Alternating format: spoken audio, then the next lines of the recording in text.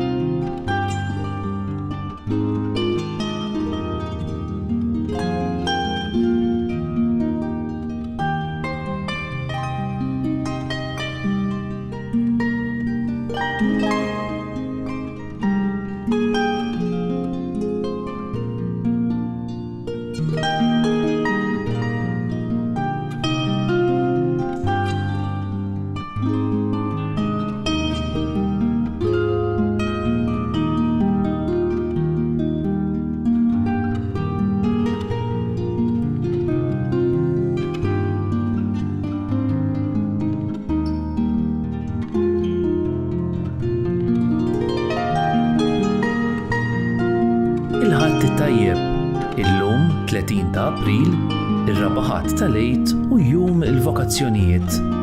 Nilqakom għal din il-quddiesa mill-Kappella taċ-Ċentru tal-Vokazzjonijiet fis-Seminarju tal-Arċisqof tal-Virtù.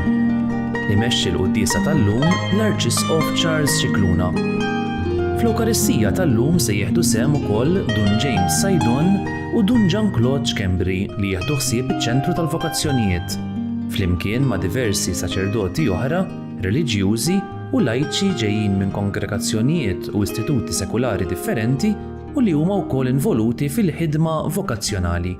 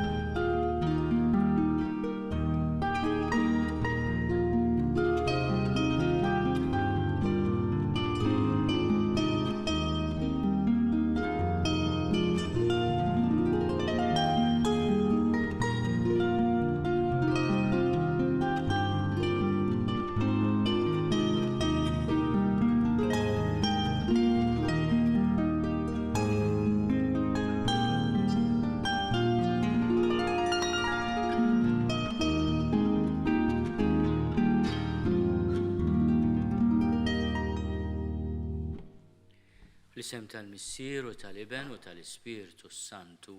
Amen. Il-paċi magħkom. B'din il-Kappella taċ-Ċentru tal-Vokazzjonijiet fis-Seminarju tal-Virtù ejjew niċċelebraw dan ir-raba' ħadd tal-Għid magħruf ukoll bħala il-ħadd tar-Rajid Tajjeb u nitolbu ħafna għal vokazzjonijiet saċerdotali, reliġjużi, riġiel u nisa, dawk il-laiċi konsagrati, dawk li jipparteċipaw ukoll fil-karizma tal-Ordni tal-Verġni fil-Knisja, il-missjonarji tagħna, dawk kollha li fuq l-eżempju tar-Rajid Tajjeb jagħtu ħajjithom għall-merħla tal-Mulej. Illum il-Knisja f'Malta wkoll qiegħda tfakkar id-djakonija tagħha, l-qadi tagħha, il-jum il-karità mhijiex il-jum li fih aħna biss inħossu l-afsa tal-qalb għal min għandu bżonn imma nimpenjaw ruħna biex inkunu wkoll ta' servizz għall komunità. Fil-bidu ta' din il-quddiesa jew nitolbu maħfra l-Alla ta' kemm il-darba minflok konna rajja li ndewwu lill-merħla. Konna kawża ta' feriti, ta' abbuż, taqsim il-qalb għall-merħla. Il-Mulej ħenna lina u jaħfrinna. Int mallem tajjeb tagħna, Mulej ħnina. Int Rajid Tajjeb tagħna, Kristu ħnina. int sultan ħanin tagħna, mulej ħnina. Iħenna lina Alla li jista' kollox jaffrinna d-nubitna u jwassalna l-ħajja ta' dejjem. Glorja l-Alla fil-oli ta' u paċi fl-art li l-bnedmin ta' lila tajba. Infaħruk, inberkuk, nadurawk, natuġir, irrodulek ħajra l-glorja kbira tiegħek. Mulej Alla sultan ta' sema, Alla missier li tista' kollox, mulej Iben waħdini Ġesu Kristu. Mulej Alla ħaruf Alla bin il-missier. Inti tneħħi l-nubit ta' dinja ħenna lina. Inti tneħħi l-nubit ta' dinja il-qattal b'tagħna. Inti qiegħed fuq l-lemin tal-missier ħenna lina. Għaliex int waħdek qaddis, int waħdek mulej, int waħdek il-oli Ġesu Kristu, mal-Ispirtu Santu, il-glorja tal-missier Alla. Amen. Nitolbu. O Alla ta' dejjem li tista' kollox. Mexxina lejn ix-xirka tal-ħenjin fis-sema. Biex aħna l-merħla ċkejkna tiegħek. Naslu fejn daħal qabilna ir-raj qawwi tagħna. Ibnek Ġesu Kristu Sidna li huwa Alla. U li miegħek jgħixu jisaltan flimkien mal-Ispirtu Santu għal dejjem ta' dejjem. Amen.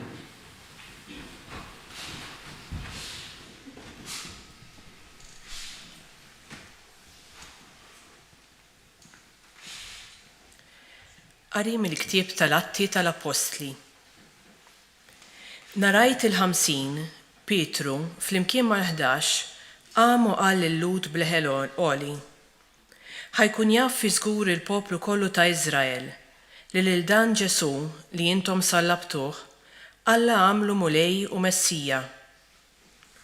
Dan il-kliem li semgħu laqtetilhom qalbhom u qalu lil Pietru lil apostli l-oħra. L-aħwa x'għandna nagħmlu aħna?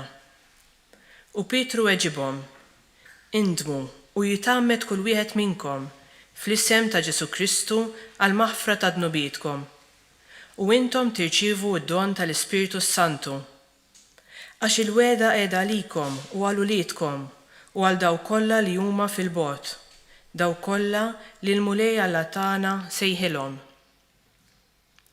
U b'ħafna kliem ieħor tom xhieda u issihom billi qalilhom. Salvaw lilkom infuskom minn dan in-nisel ħażin. Għalhekk dawk li laqgħu kliemu tamdu u dakinhar ingħaqdu mad-dixxipli madwar 3,000 ruħ. Il-kelma tal-mulej. Roddu ħajli l-Alla. Għas-salm inwieġbu, il-mulej u r-raj tiegħi xejn ma jonqosni. Il-mulej u r-raj tiegħi xejn ma jonqosni. Il-mulej u r-raj tiegħi xejn ma jonqosni. F'merat kollha ħdura jqiegħdni, ħdejn l-ilma fejn istrieħ joħodni. Hemm u jirejjaqni. Flimkien, il-mulej u r-raj tiegħi xejn ma jonqosni. Imexxini fi triq tas-sewwa minħabba l-isem tiegħu. Imqar jekk nimxi fwiet mudlam ma nibżax miħsara, għax inti miegħi. Il-ħatar tiegħek u l-aslux tiegħek huma jwensuni. Flimkien, il-mulej u r-raj tiegħi xejn ma jonqosni. Int ħejji mejda għalija quddiem l-edewwa tiegħi, biż-żejt idlik li rasi u l-kalċi tiegħi tfawwarli. Flimkien, il-mulej u r-raj tiegħi xejn ma jonqosni. Miegħi iva jimxu t-tieba u l-ħniena, il-jiem kollha ta' ħajti, u nammar f'dar il-mulej sakemm indum ħaj. Flimkien, il-mulej u r-raj tiegħi xejn ma jonqosni.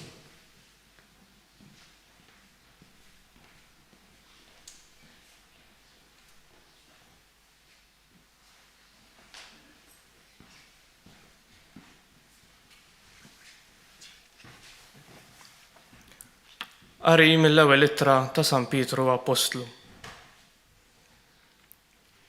Eżis, jekk tagħmlu t-tajjeb u s-sofru u t-batija bis-sabar, din tkun grazzja quddiem Alla. Għal dan intom kontu msejħa, għax Kristu wkoll bagħat għalikom u ħallilkom eżempju biex timxu fuq il-passi tiegħu. U li ma kien għamel ebda dnub u ebda erq ma nstab fommu, meta jruħ ma jiġux bit-tajjir, meta bata ma jaddiċ imma ħalla fidej l-imħallef ġust. u tabba bid-nubietna sa fuq is-salib biex aħna mmutu għad-nubiet u ngħixu għall-ġustizzja. Bil-ġrieħi tiegħu intom fiqtu. Intom kontu bħal naċ mitlufa, immissa rġajtu lura għand ir-raj u l-assis ta' ruħkom. Il-kelma tal-mulej. Doħajr lil-Alla.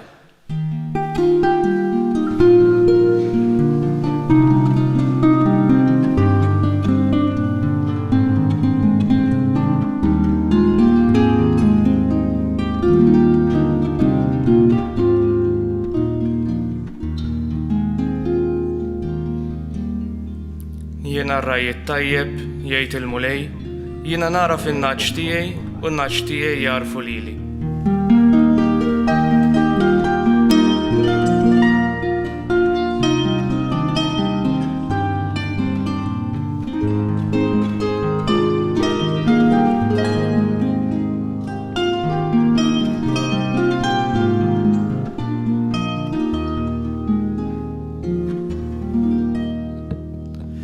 Il-mulej ma'kom qari mill-Evanġelju skont San Ġwan. F'dak iż-żmien Ġesu qal: tassew ngħidilkom, min ma jidħolx fil-maqjel tan-naċ mill-bieb imma jaqbeż ġewwa minn naħa oħra dak hu ħallil u brigant. Imma min jidħol mill-bieb hu r-raj tan-naċ. Min ikun mal-bieb lilu jiftaħ, in-naċ minn leħnu jisimgħu u hu jsejjaħ in-naċ tiegħu waħda bisimhom u joħroġhom barra. U meta joħroġ in-naċ tiegħu huwa jmur qudiemhom u n-naċ jimxu warajh għax jisimgħu leħnu. Imma wara wieħed barrani ma jimxux, anzi jaħarbu minnu għax leħen barrani ma jafuħx. Din il-parabola għalilhom Ġesu, iżda huma ma femux x'rid jgħidilhom biha. Għalhekk Ġesu reġa' qalilhom: tassew ngħidilkom li l-bieb tan-naċ huwa jien. Daw kollha li ġew sa issa qabli huma ħallelin u briganti. Iżda n-naċ lilhom ma semgħuhomx. Jiena hu l-bieb. Jekk xi ħadd jidħol ġewwa permezz tiegħi isalva u jidħol u joħroġ u jsib fejn jira. Il-ħallil ma jidħolx jekk mhux biex jisraq u joqtol u jeqret. Jiena ġejt biex ikolkom il-ħajja u ħajja bil-kotra. Il-kelma tal-mulej.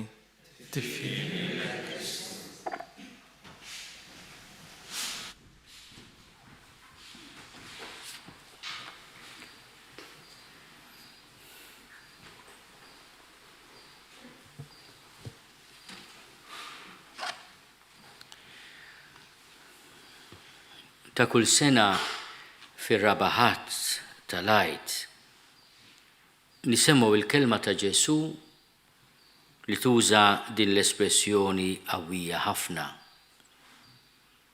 u li permezz tagħha Ġesu jippreżenta ruħu bħala il-bieb u r-raj.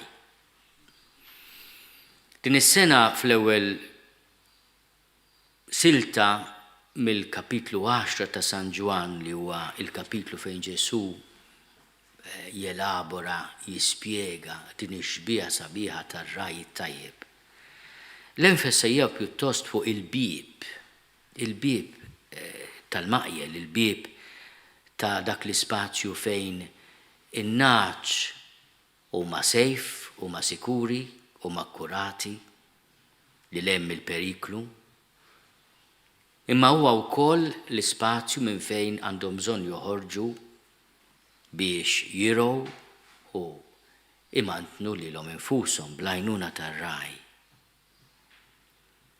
Fit-tradizzjoni ta' żmien Ġesu, il-bieb kien ikun personalment ir-raj għaliex kienet fetħa f'dan l-ispazju, dan ir-reċint, dan il-maqjel, li biex żgur l-ebda ħalliel, Ġesu jsemmi l-ħalliela, l-qattila, ma jidħol u jisraq in-naċ joqtolhom, il-bib kien ikun ir-raj stess, u kien joqgħod speċjalment bil-lejl dik il-fetħa, u allura u kien il-bib, meta Ġesu jgħid tassew ngħidilkom li l-bib tan-naċ huwa jien, qiegħed jispjega li hu jidħol propju fiżikament, personalment, bħala garanzija tas-sikurezza, tal-integrità, tas-saħħa tal-ħajja tan-naċ tiegħu. U allura l-ewwel daqqa jilqaħħa hu u jagħtiha wkoll biex jiddefendi n-naċ tiegħu. U Ġesu il-kliem tiegħu jiżnu ħafna tajjeb, imma ma jiddejjaqx jgħidilna li tkun raj mhix ħaġa faċli, se jkollok ukoll tiddefendi lill-merħla mill-ħallelin, mill-qattila, minn dawk li jridu jagħmlu ħsara. U jagħti kriterju nkella mod kif inti tara fin-naċ. U jgħidlek isma' l-leħen tiegħu. Il-leħen tar-raj huwa l-leħen ta' Ġesu. Aħna meta nisemgħu lir-raj tagħna, lill-leader fil-komunità, qed nisemgħu il-leħen ta' Ġesu. Issa Ġesu nafu li mhux dejjem jitkellem kliem ta' faraġġ imma wkoll kliem ta' sfida. Imma hemm xi ħaġa li tgħaqqad il-kliem kollu ta' Ġesu huwa l-imħabba. Meta tisma' l-kelma ta' Ġesu taraf kważi bistint qawwi li hija l-kelma tal-imħabba. Anke meta txanfrek, anke meta twissik, hija l-kelma tal-imħabba, hija l-kelma ta' ħabib. Hija l-kelma ta' ħabib. U forsi din hija iġbija sabiħa tar-raj li huwa l-bib, li huwa il-leader tal-merħla li jagħti ħajtu għall-merħla, huwa wkoll il-ħabib tal-merħla. Jiena ġejt biex ikolkom il-ħajja u l-ħajja bil-kotra. Ma ġejt biex noqtol, ma ġejt biex nisraq jgħid, ma ġejt biex neqret, imma ġejt biex nagħti il-ħajja. U Ġesu jagħtina l-ħajja billi jagħti ħajtu. Billi jagħti ħajtu. Jien ġejt biex ikolkom il-ħajja u l-ħajja bil-kotra. L-espressjoni sabiħa li qrajna llum mit-tieni qari mill-ewwel ittra ta' San Pawl, ta' San Pietru Apostlu. Tiġbor is-sens ta' dan ir-rabaħat tal-għajt din l-espressjoni sabiħa. Intom kontu bħal naċ mitlufa, imma issa rġajtu lura għand ir-raj u l-assis ta' ruħkom.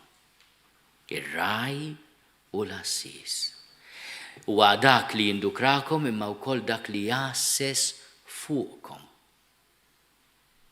Aħna għandna dawn iż-żewġ kelmiet, pastor u episkopos, li huma ispirati minn dawn iż-żewġ kelmiet li juża l-Apostlu San Pietru, li juża wkoll Ġesu, ir-raj u l-assis. Ejjew nitolbu biex il-Knisja jibqa' jkollha rajja u assisa għall-merħla tal-mulej. Il-merħla mhux tal-isqof jew tal-qassis tal-kappillan. Hija ta' Ġesu. U l-bib, min ma jgħaddix minnu, min ma jkollux l-umiltà li jisma' l-leħen ta' Ġesu u jimxi warajh, mhux tajjeb. Se jagħmel ħsara lill-merħla. Aħna nitolbu l-mulej il-grazzja li jkollna rajja skont il-qalb tiegħu. Illum fi-Knisja f'Malta qegħdin nfakru il-qadi li tagħmel Knisja f'Malta. Dawn il-jiem kelli l-opportunità maltaqa ma' tant persuni li qegħdin fil-leadership ta' diversi servizzi li tagħti Knisja f'Malta. dak li aħna ngħidula d-diakonija. Kell-moħra hija karità, imma id-diakonija l-qadi li permezz tiegħu il-Knisja tkun ukoll fi xbija sabiħa ta' Ġesu li jagħti ħajtu biex ikun ta' servizz fil-qasam tal-edukazzjoni, fil-qasam tas-saħħa, fil-qasam tar-riabilitazzjoni ta' min għandu xi dipendenza, fil-qasam tad-difiża kontra il-vjolenza domestika, f'tant oqsma, fil-kura, fil-prevenzjoni tal-abbuż, tant oqsma ta' servizz, ta' karità. Insellem ukoll il-min qed jħossib id-diżabbli tagħna, lil dawk li ma jridhom ħadd, lil dawk li qed joffri l-ikel, lil minnu bil-ġuħ u dar, lil min m'għandux. Dan huwa mod ukoll kif il-Knisja tkompli l-missjoni ta' Ġesu, ir-raj, imma tibqa' tisma' leħnu. Għax inkella il-karità tagħna, id-diakonija tagħna, l-qadi tagħna, ma jkollux l-ispirtu ta' Ġesu, imma forsi ma nafx nfittxu lilna nfusna, jew biex jgħidulna kemm aħna bravi, dak kollu duħħan. Ejjew nitolbu biex aħna u nagħtu ħajjitna nibqgħu nisimgħu leħen Ġesu fis-silenzju. Jekk hemm xi ħadd li qed iħoss is-sejħa ta' Ġesu biex jagħti ħajtu, jiena nagħtih parir ċkejken. Fittex li tisma' leħen Ġesu. Tgħidli kif? Fis-silenzju, fit-talb, billi tieħu parir minn min jista' jagħtihulek, għax Alla jinqeda bin-nies orrief u b'min iħobbna tassew, inkluż il-ġenituri tagħna, biex idawwal il-kuxjenza u l-qalb tagħna. U tgħidli kif naraf li jiena qiegħed fir-rieda ta' Ġesu? Il-paċi tiegħu. Hekk tinduna. Anke jekk se tagħżel it-triq ta' żwieġ, imma inti qiegħed fil-paċi, qiegħda fil-paċi. U jekk inti trid tkun reliġjuż jew reliġjuża, missjonarju jew missjonarja, saċerdot, qiegħed fil-paċi, x'qed tfittex? Id-duħħan tad-dinja li jiġu jmur?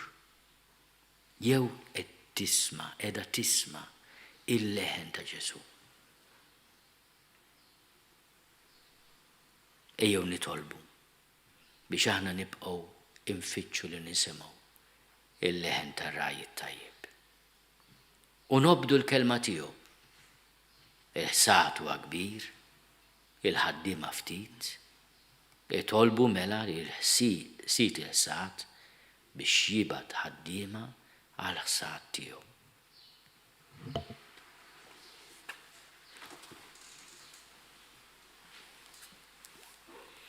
Jiena nemmen f'Alla wieħed il-missier li jista' kollox, li ħalaq is-sema u l-art, dak kollu li jidher u dak li ma jidirx. U f'Mulej wieħed Ġesu Kristu, Iben waħdini ta' Alla, imnissel minn missier qabel kull żmien. Alla minn Alla, dawl minn dawl, Alla veru minn Alla veru, imnissel mhux magħmul, natura waħda mal-missier u bih sar kollox. Niżel mismewiet għalina l-bnedmin u għal-fidwa tagħna, u ħal-ġisem bis-seta tal-Ispiritu Santu minn Marija Verġni u sar bniedem. Salbuh lina, bata ta' Ponzju Pilatu, mietu difnuh. Fit-tielet jum qam minn bejn l-imwiet skont il-kodba mqazza, u tela s-sema u jgħid fuq il-lemin tal-missier u għandu jerġa' jiġi bil-glorja biex jagħmel ħaq mill-ħajjin u mill-mejtin, u s-saltna tiegħu ma jkollix tmiem. U fl-Ispiritu Santu mulej li jagħti l-ħajja li ġej minn missier u mill-liben, li hu meqjum mweġġa flimkien mal-missier u mal-liben, u li tkellem fom il-profeti. U fi Knisja waħda, qaddisa, kattolika, apostolika, nistqar ma'mudija waħda l-maħfra tad-nubiet u nistenna l-qawma mill-imwiet u l-ħajja ta' żmien li ġej. Amen. Ejjew nitolbu l-interċessjoni ta' Sittna Marija l-ewwel dixxiplu biex aħna nkunu dixxipli vera tal-Mulej u nisimgħu leħen ir-raj tajjeb. Nitolbu għal Papa Franġisku, għall isqfijiet kollha, għas-saċerdoti, reliġjużi u lajċi biex jaqdu lil poplu tiegħek b'ferħ u ma jaqtaw qalbhom qatt ixandruk partikolarment fejn inti l-inqas magħruf. Nitolbu. Ismana nitolbuk mulej. Għal dawk kollha li qed iħejju ruhom biex isiru saċerdoti, biex ikollhom il-qawwa u l-ġenerożità jirrispondu għas-sejħa li qed iwieġbu għaliha u għal dawk li huma responsabbli mill-formazzjoni tagħhom. Nitolbu. Ismana nitolbuk mulej. Nitolbuk mulej għal ġenituri u għal familji tagħna biex bħajjithom u bl-eżempju tagħhom iħeġġu lil uliedhom iwieġbu għal dak li trid minnhom inti. Nitolbu. Ismana nitolbuk mulej. Nitolbu għaż-żgħażagħ, speċjalment għal dawk li qed issejjaħ għas-saċerdozju, ħajja reliġjuża jew vokazzjoni missjonarja biex timlihom b'ferħ u b'imħabba biex iwieġbu b'ġenerożità għas-sejħa tiegħek. Nitolbu. Ismana nitolbuk mulej. Għas-saċerdoti u reliġjużi li qed jaqdu l-ministeru tagħhom fl-isptarijiet tagħna biex huma jwasslu l-faraġġ u l-fejqan tiegħek lil ħutna morda. Nitolbu. Ismana nitolbuk mulej. Għas-saċerdoti li mietu fl-aħħar xhur waqt li kienu qed jaqduk f'ħutna l-morda. Għattihom mulej il-mistrieħ ta' dejjem għamel li l-għotja sieħa tagħhom tħeġġeġ vokazzjonijiet ġodda. Nitolbu. Ismana nitolbuk mulej. Nitolbuk mulej tilqat talb tagħna u bl-interċessjoni ta' Sitna Marija. Tatina li narfu leħnek u li nobduk bil-ferħ bi Kristu Sidna. Amen.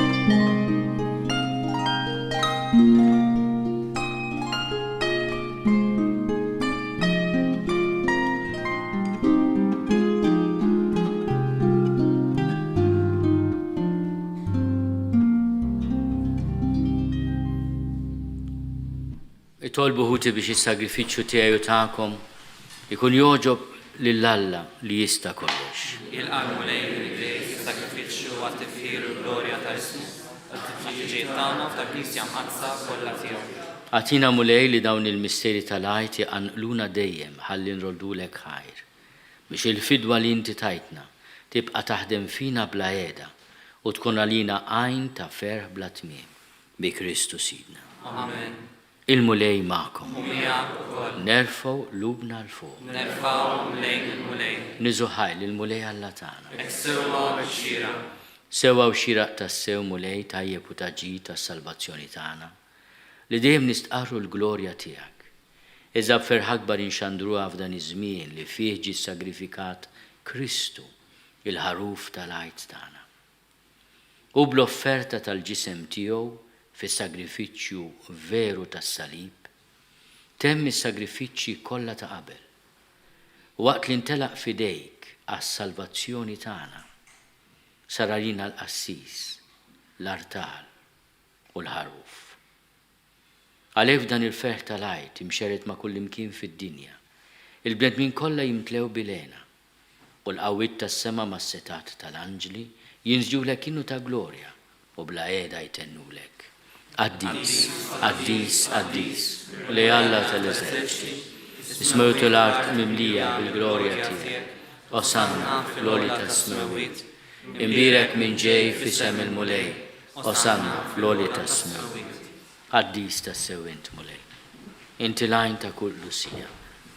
Qaddis għalhekk nitolbuk dawn l-offerti bil-barka tal-Ispirtu tiegħek biex isiru għalina il-ġisem u d-dem ta' Sidna Ġesu Kristu. Il-meta kien sejnata biex minn rajħibati ħal ħobs ratti l-ħajr qasam tali d-disċipli tiegħu u qal: Ħudu u kulu l-kol minn dan, għax dan huwa ġismi li jingħata għalikom.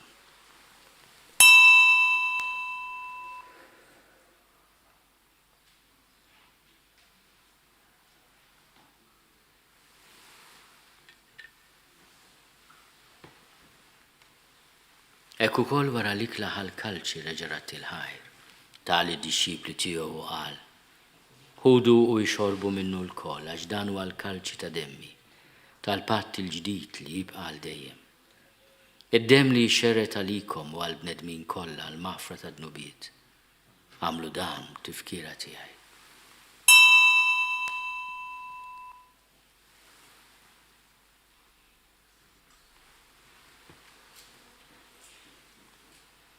Dan hu l-misteru tal-fidi. Inħablu l-mewt tiegħek mulej, nxandru bil-fer l-qawmin tiegħek, nistennew f'sama tiġi.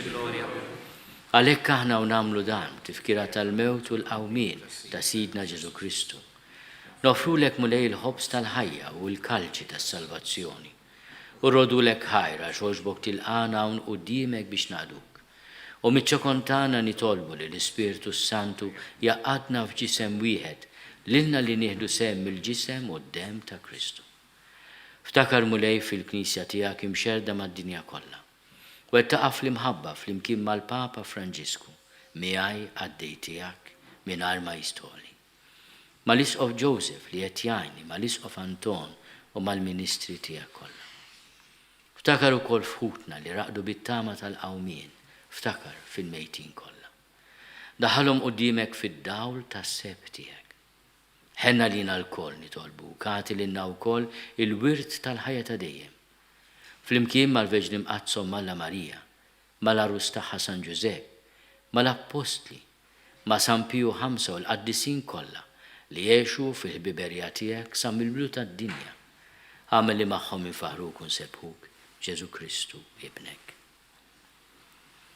Bi Kristu, ma' Kristu, fi Kristu, jingħata lilek Alla missier li tista' kollox, flimkien ma' l-Ispiritu Santu, kull ġieħu glorja, għal dejjem ta' dejjem. Amen. Ejjew nitolbu, kif għallimna u rinna namlu li ben ta' Alla Ġesu għas-salvazzjoni tagħna. Missierna li inti fis-smawit, jitqaddes ismek tiġi saltnatek, ikulli tritint kif is-sema ikda fl-art. Ħobżna ta' kuljum għatina llum, aħfrinna dnubitna għal ma naħfru l-minuħati għalina. La daħalniex fit-tiġrib, iżda eħlisna mid-deni. Eħlisna nitolbuk mulej minn kull deni. Għatina fit-tiebu ħnina tiegħek il-paċi fi żmienna. Biex inkunu ħielsa dejjem mid-dnub u mħarsa minn kull inkwiet.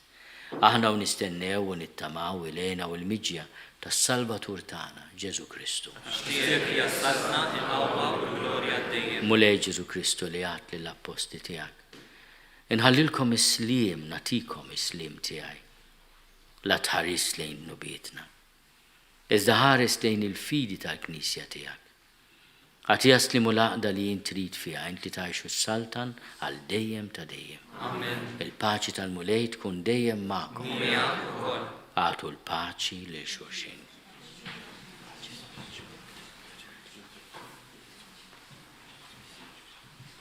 Il-ġisem flimkien mad-dem ta' Sidna Ġesu Kristu ikunu jiswew lilna li se nitqarbnu bihom għal ħajja ta' dejjem. Ħaruf talla li tneħidnu bit tad-dinja ħenna lina. Ħaruf talla li tneħidnu bit tad-dinja ħenna lina. Ħaruf talla li tneħidnu bit tad-dinja għatina. Mulej Ġesu Kristu bil-Alla l-ħaj. Bil-mewt tiegħek kif rid minnek il-missier u bil-ħidma tal-Ispiritu Santu intajt il-ħajja lid-dinja. Dan il-ġisem u d-dem għaddis tiegħek eħlisni minn ħtieti kollha u minn kull ħażen. Żomni dejjem fidil lejn il-kmandamenti tiegħek u tħallini qatt ninfiret minnek. Mulej Ġesu Kristu nitolbok li din itqarbina bil-ġisem u d-dem tiegħek ma tkunx il-kundanna tiegħi.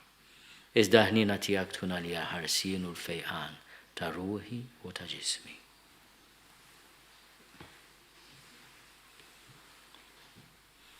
Danu l-ħaruf talla, danu li neħidnu bit tad-dinja. Ħenjin dawk li huma mistiedna l-ikla tal-ħaruf. U lej ma jistoqlix tidħol ta' tissaqaf tiegħi iżda jbiss kelma waħda u ruħi tkun il-ġisem u d-dem ta' Kristu Ġesu. Għal-ħajja ta' dejjem.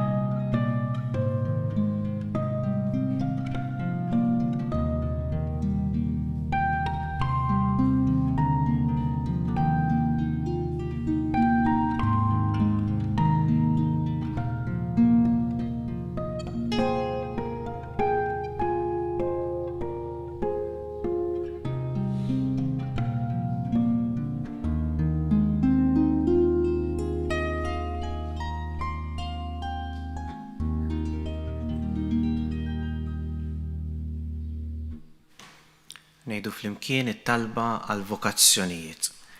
Mulej missier ta' Sidna Ġesu Kristu li qal il-ħsat huwa kbir iżda l-ħaddiema huma ftit, nitolbuk li tibgħat aktar ħaddiema għal ħsat tiegħek. Għamel li jiż-żgħażagħ tagħna jkunu dejjem iktar ġenerużi għas-sejħa tiegħek. Imla lill-ġenituri bil-fidi, bl-imħabba u bl-ispirtu ta' sagrifiċċju biex joffru lill-uliedhom għas-servizz tiegħek u jifirħu meta xi ħadd minnhom ikun imsejjaħ għal ħajja konsagrata lilek. bibnek Ġesu Kristu Sidna. Amen.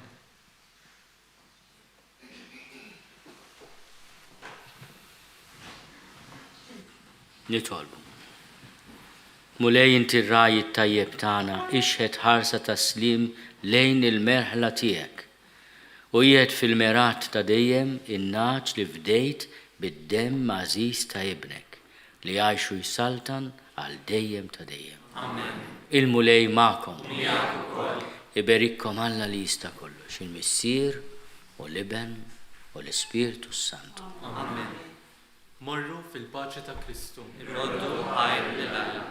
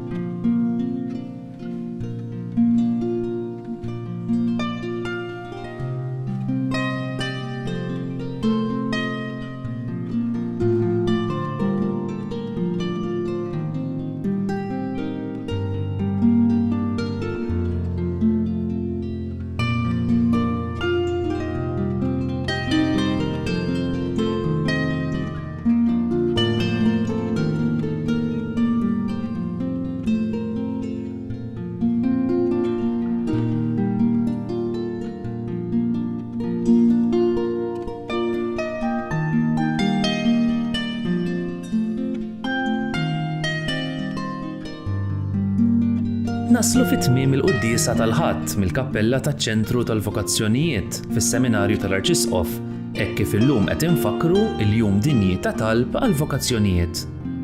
L-għan taċ-ċentru tal-vokazzjonijiet huwa li jakkumpanja lil adolescenti u liż-żgħażagħ fil-mixja tagħhom lejn l-arfien tas-sejħa personali li Alla jrid jagħmlilhom speċjalment dik saċerdotali. Għal aktar informazzjoni wieħed jista' jżur il-website www.seminaryvocationcenter.mt.